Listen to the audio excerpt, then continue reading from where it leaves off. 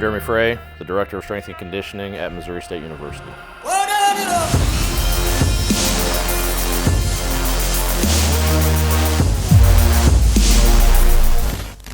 The RDL, one of the best hinge movements you can do.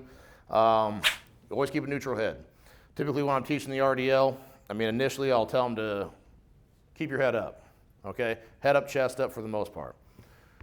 Jesus Christ, I look out here and I got half the people falling asleep. That's awesome. I always love talking after lunch. I really appreciate that, Alicia, for, everybody's tired and everybody wants to take a shit.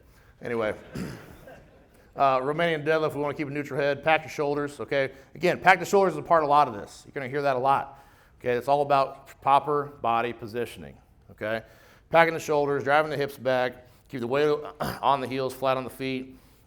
Basically, your hamstrings are your limiting range of motion, all right? A lot of people come down on the RDL, then when they're around their back over, they're trying to touch their toes. That's not the point of what we're trying to do with the RDL, okay? Neutral spine, pack shoulders, drive the hips back, weight on the heel, and that bar goes straight down your body, close to your leg as you possibly can, until your hamstrings tell you you can't go any farther, period.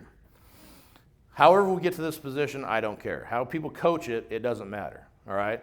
Because you might be able to tell someone, hey, just drive your butt back, keep your head up, keep your chest up, and keep the bar close, and that'll be enough for them. Sometimes you got to describe it as like, I want you so far back you're going to fall over, so you're teetering on your heels. I want your ass up in the air as far as you possibly can, almost legs locked out, okay? And that your hamstrings are screaming at you by the time you get down at the bottom to the point where you can't go any farther, you squeeze your ass, come back up. Doesn't matter how we get there, we need to make sure we get there. So in looking at it, this is how it should look, okay?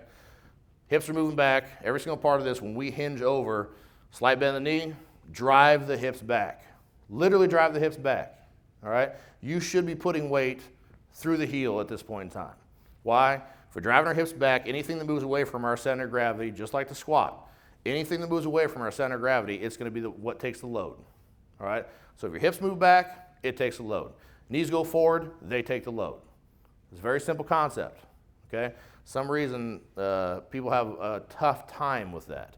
Anything that's going to take the load is anything that moves away from your center of gravity. Two different positions here. We got an individual that literally a little bit better range of motion, legs a little straighter, legs are a little more bent.